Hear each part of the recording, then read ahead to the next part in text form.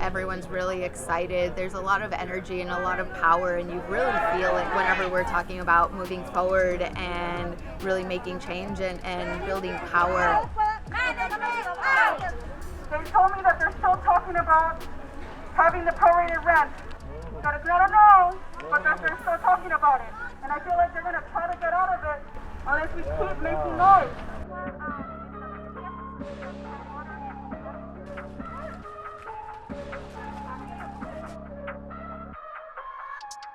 So let's work together, okay? Yeah. How is the landlord not willing to make these changes? And as we've seen that every time that they organize, something kind of comes out of it. Call your neighbors, everyone, let's participate, okay? Any of those sounds like one that you'd want to be on, just sign your name up for that one, and we'll contact you and we'll set up a group chat for that committee.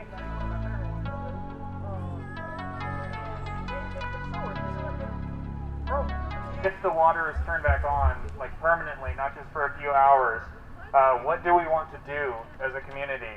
Is that enough, or do we continue the strike until they meet the other demands? If the management comes to you trying to offer any type of deal, that needs to be something that you bring up to the community, to each other, and you talk about together. Because if they divide us, then we're weak, and if we're together, then we're strong. It is because of this tenant power that there are changes happening, and so we will continue to strive to make that change. Well, I know we're very thankful for the Houston Tenants Union to helping us organize all of this, but us tenants have to put in the work here too.